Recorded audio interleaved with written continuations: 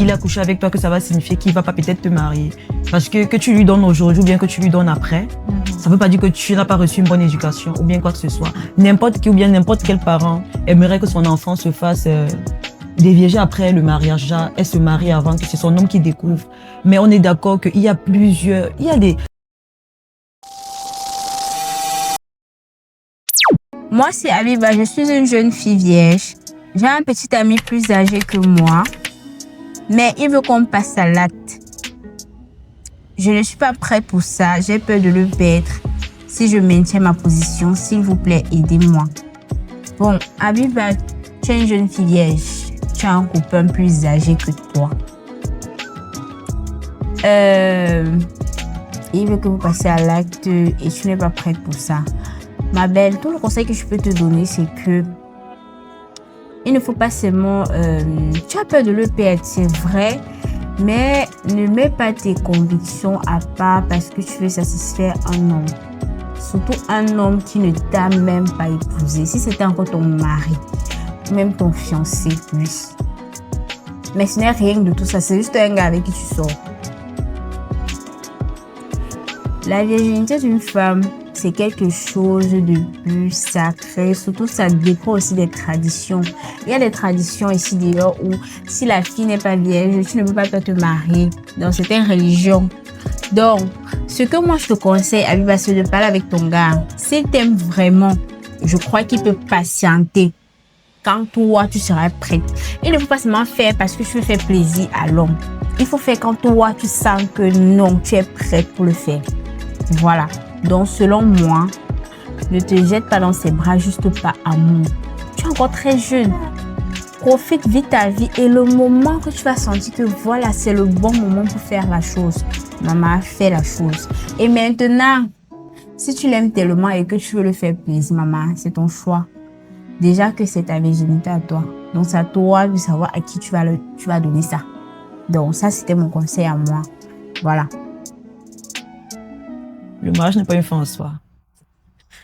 Je sais pas, peut-être vous allez me regarder et dire, ah, la fille, si elle ressemble à X ou Y. Moi, je me dis, si tu peux perdre ta virginité, vas-y. Fais ce que ton corps te demande. Mais il faut juste savoir la personne avec qui il faut la donner, en fait.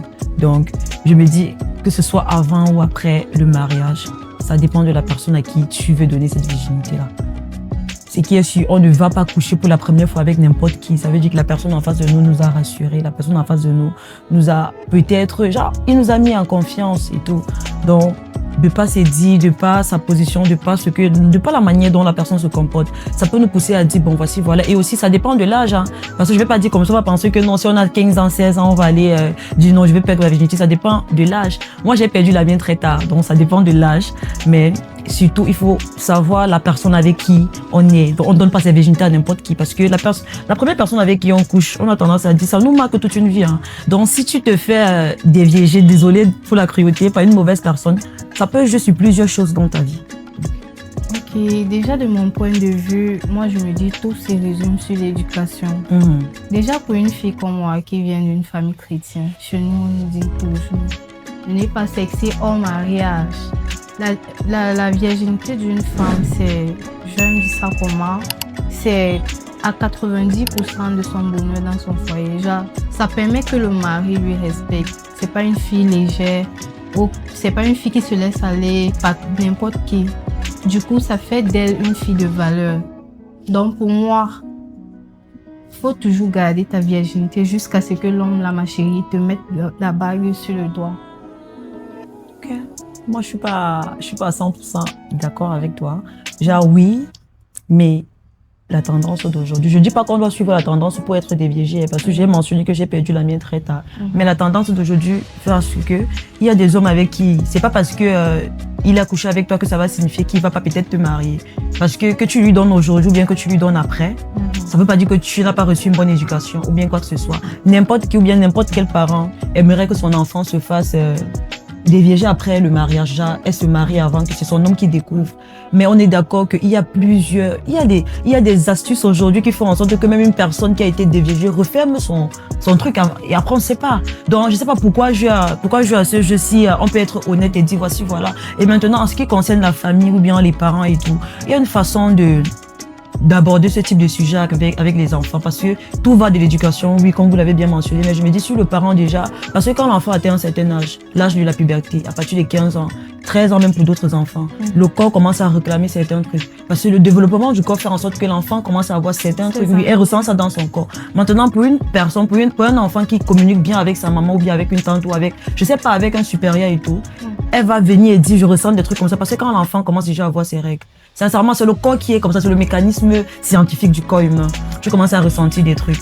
Maintenant, si tu viens vers ton parent, il te dit non, attends d'abord le mariage avant de faire comme ça, ok. Le parent t'a mis une position dans la tête, mais quand tu es dehors, les enfants font des trucs en cachette, que ce soit les films pornographiques, ils regardent des choses qu'on ne sait pas. Je sais pas, il y a des enfants qui ne sont même pas déviégés par exemple, mais qui mettent des trucs dans leur sexe et tout. Donc je me dis, je n'encourage pas des personnes d'aller se faire déviéger tôt, mais je me dis, il faut essayer de communiquer avec les parents, avoir des causeries éducatives, mais savoir aussi que c'est pas parce qu'on est déviégé que ça ne fait pas de nous une bonne femme. Alors, je vais toujours insister sur le fait que je maintiens ma parole de toujours rester vierge jusqu'au mariage. Je m'explique. De nos jours, les hommes ont tendance à genre sexer avec toi et ensuite ils te changent, soi-disant, tu es une fille facile. Et du coup, ça fait pas digne en fait. Ça, c'est le choix de la fille. C'est la fille qui a choisi les mauvaises personnes.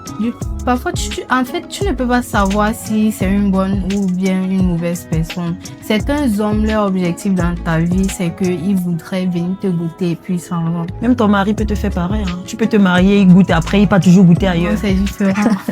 C'est différent déjà parce que pour moi, le sexe est spirituel. Le sexe est spirituel et quand on parle de spiritualité, il y a un partage d'énergie. Déjà, si je sexe avec un homme qui a les énergies négatives qui dominent, du coup, il me les transmet. Par contre, en fait, quand tu te maries de façon légale, reconnue et tout, à l'église, c'est idéal. Même vos énergies et tout, ça se lave. Ça se lave. D'accord.